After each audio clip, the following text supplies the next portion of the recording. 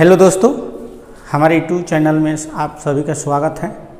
ठीक है, और हमारे चैनल का आप लोग लाइक कीजिए, सब्सक्राइब कीजिए, जितना हो सके फेसबुक व्हाट्सएप पर आप लोग डालिए। आ रही बात समझ में?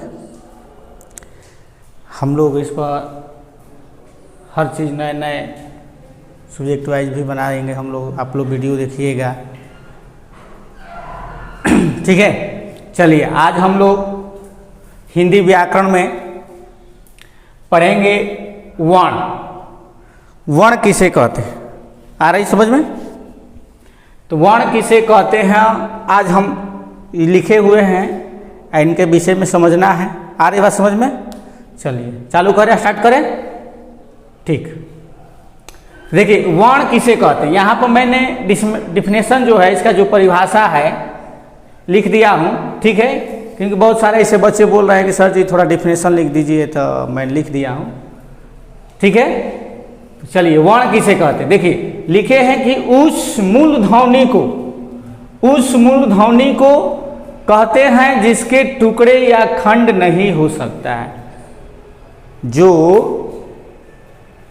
ध्वनियाँ हैं उसे तोड़ नहीं सकते हैं, न खंड कर सकते हैं, उससे हम लोग क्या कहते हैं, वर्ण कहते हैं। यहाँ पर मैंने लिख भी दिया है कि अ आ क ख ग च छ ज म इत्यादि ट ठ र त थ र भी हो सकता है। आ रही बात समझ में? देखिए अब एक छोटा सा टॉपिक इसी में आता है, वर्णमाला। आ रही बात समझ में कि वर्णमाला किसे कहते हैं। तो देखिए वर्णमाला की यहाँ पर हम लोग परिभाषा लिखे हैं हम। देखिए वर्णों के क्रमबद्ध समूह को वर्णमाला कहते हैं। देखिए कभी कभी एग्जाम में आ जाता है कि वर्णमाला में कितनी ध्वनियाँ होती है, कितने वर्ण होते हैं। आ रही बात समझ में? तो यहाँ पर मैंने लिखा हुआ है, देख लीजिए। आ रही बात समझ में कि 52 कितने होते हैं, 52। इसमें स्वर, व्यंजन, आयोग, वर्ण जो होते हैं सबको मिलाकर ये 52 होती है। इसको याद कर। देखिए वर्णमाला के क्रमबद्ध मतलब क्या होता है, इसको मतलब समझिए। क्रमबद्ध समूह जैसे कि आप लोग देखते हैं कि ये जो बोलते हैं फूलों के जो मोतियों का माला होता है, अक्सर देखते हैं हम लोग कि बच्चे लोग चाहे लेडीज भी लोग पहनती है। तो उसमें क्या रहता है, एक मोती का माला में एक फूलों की जो होता है वर्ण क्रम में सजाया जाता है, उसको एक गूथे में गूंथ दिया जाता है ढंग से। उसी तरह वर्ण के क्रमबद्ध समूह को हम लोग सजाते हैं, उसी को क्या बोलते हैं, वर्णमाला बोलते हैं। ठीक है, तो वर्णों के क्रमबद्ध समूह को वर्णमाला कहते हैं, जिसमें कितने वर्ण होते हैं। तो वर्ण या ध्वनियाँ पूछेगा तो आपको बताना है कितने होते हैं, तो 52 होते हैं। आ रही बात समझ में? 52। ठीक है, चलिए आ रही बात समझ में। अब हम लोग पढ़ेंगे वर्ण के कितने भेद होते हैं। ठीक है, तो वर्ण के कितने भेद होते हैं उसको पढ़ेंगे। ठीक है, तो हम लोग अब वर्ण के भेद पढ़ेंगे कि वर्ण के कितने भेद होते हैं। आ रही बात समझ में आशुतोष? ठीक है बेटा, और इसका क्या नाम है जी, अनु। आ रही समझ में? चलो, तो अब वहाँ हम लोग पढ़े थे वर्णमाला पढ़े थे। देखिए तो वर्ण के कितने भेद होते हैं, क्वेश्चन आता है कि वर्ण के कितने भेद होते हैं। तो वर्ण के कितने भेद होते हैं, 2 भेद होते हैं। आ रही बात समझ में? पहला क्या है, हर स्वर वर्ण, दूसरा क्या है, व्यंजन वर्ण। आ रही समझ में? स्वर वर्ण, व्यंजन वर्ण। चलिए तो अब हम लोग पढ़ेंगे कि स्वर वर्ण किसे कहते हैं। देखिए इसको पढ़ना बहुत इंपॉर्टेंट चीज़ है, अच्छा से समझना, क्योंकि एग्जाम में 10 के एग्जाम में आता है। आ रही बात समझ में कि स्वर वर्ण संख्या कितनी होती है। चलिए इसको बताते हैं आप लोग को। आ रही बात समझ में? ठीक, आ रही कि नहीं आ रही है? आ रही है ना? ठीक, चलिए कि जिस वर्ण के उच्चारण में लिखा गया है यहाँ पर उसका डिफिनेशन यानी परिभाषा, कि जिस वर्ण के उच्चारण में किसी दूसरे वर्णों की सहायता से न लेनी पड़ती है, माने दूसरे वर्णों की सहायता न लेनी पड़ती है, उसे हम लोग क्या कहते हैं, स्वर वर्ण कहते हैं। क्या कहते हैं, स्वर वर्ण कहते हैं। देखिए थोड़ा इसको यहाँ रखिए। आ रही बात समझ में? माने स्वर वर्ण को बोलते समय समझिए किसी दूसरे वर्ण की सहायता हमको नहीं लेना है। आ रही बात समझ में? स्वर वर्ण को बोलते समय क्या करना है, दूसरे वर्ण की सहायता नहीं लेना है। आ रही समझ में सृष्टि? चलिए ठीक है, तो लिखे हैं कि न लेनी पड़ती है, उसे हम लोग क्या कहते हैं, स्वर वर्ण कहते हैं। तो इनकी कुल संख्या कितनी होती है, तो 11 यानी 11 होती है। लिखा गया है कि इनकी कुल संख्या 11 होती है। आ रही बात समझ में? 11। देखिए यही क्वेश्चन आता है कि हिंदी में कितने स्वर होते हैं, ऐसे पूछता है कि हिंदी में कुल कितने स्वर होते हैं, तो आपको मारना है 11। इसमें ऑप्शन रहता है 11, 12, 13, 14, जो भी लिखेगा तो आपको याद रहना चाहिए कि हमारा जो स्वर है वो 11 होते हैं। देखिए इन्हीं जो है 11 होते हैं स्वर, देखिए इन्हीं को लिखे हम अ आ छोटी बड़ी, जिसे हम लोग पढ़ते हैं छोटा हूँ बड़ा हूँ इसे बोलकर, देख रहे हैं ना। तो ये क्या है, यही 11 गो क्या है, स्वर है। आ रही समझ में? अब देखिए नीचे भी लिखे हुए हैं कि स्वर वर्ण के 2 भेद होते। अब इनका जो है 2 भेद हो गया, वर्ण के 2 भेद। तो स्वर वर्ण किसे कहते हैं, समझ में आया? इनकी संख्या कितनी होती है, तो 11 होती है। कौन कौन से होते हैं, तो यहाँ लिखे हुए हैं, देख लीजिए। आ छोटी बड़ी छोटा रे ए आई ओ आ। आ रही बात समझ में? अब देखिए यहाँ पर मैंने लिख रखा है कि स्वर वर्ण के 2 भेद होते हैं।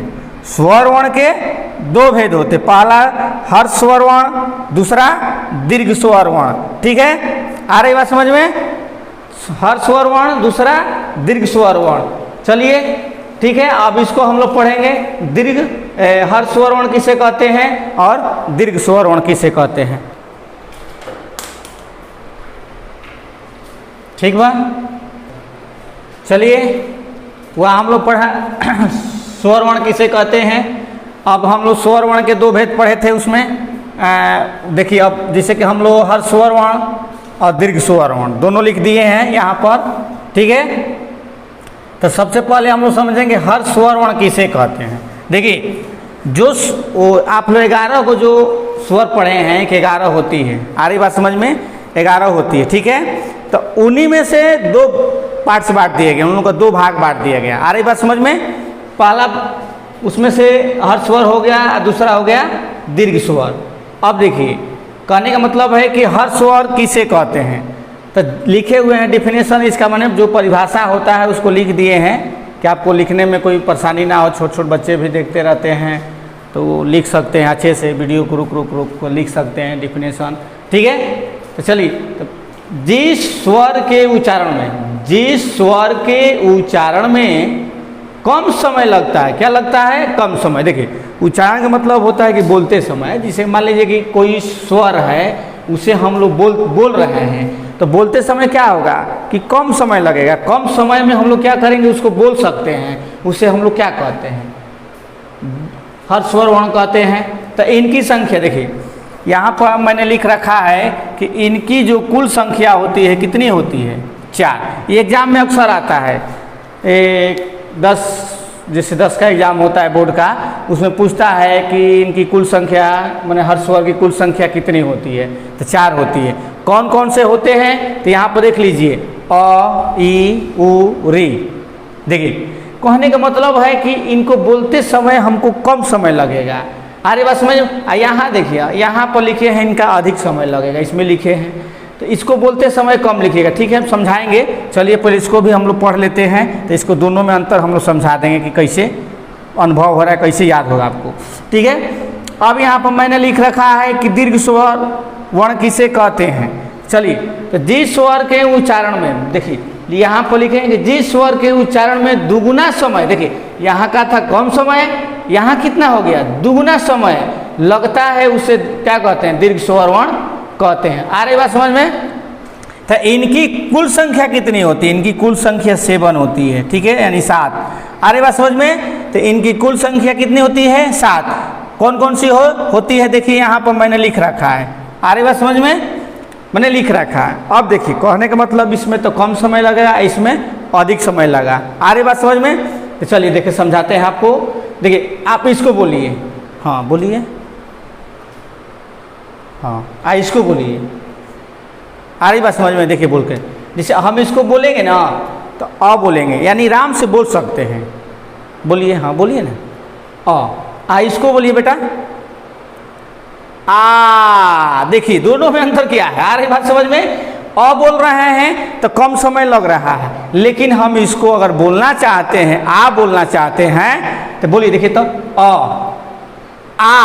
तो फीलिंग कैसा हो रही है बेटे, अंदर से फीलिंग कैसा हो रहा है, दुगना लग रहा है कि ना समय, बोलिए लग रहा है कि नहीं लग रहा है, लग रहा है, आ रही बात समझ में। चलिए तो इसको बोलिए इसको आ, इसको बोलिए ई, इसको बोलिए बड़ी। आ रही बात समझ में। तो यहाँ कम समय लग रहा है, यहाँ क्या हो रहा है कि हम लोग जो शरीर का बॉडी है उसको हम लोग बोलते समय क्या कर रहे हैं कि मैंने थोड़ा खींच रहे हैं, बल लगा रहे हैं, तो मैंने दुगना समय लग रहा है। लग रहा है कि नहीं लग रहा है, बताइए। लग नहीं रहा है, बोलिए राज रोशन, लग रहा है ना जी। चलिए तो आ गई बात समझ में, आई कि नहीं आई समझ, आ गई है, क्लियर, ठीक है। चलिए तो इसको आप लोग स्क्रीनशॉट ले लीजिए और लिख लीजिए। आ रही बात समझ में। चलिए ठीक है, ओके बेटा, ओके, ठीक ठीक, चलिए।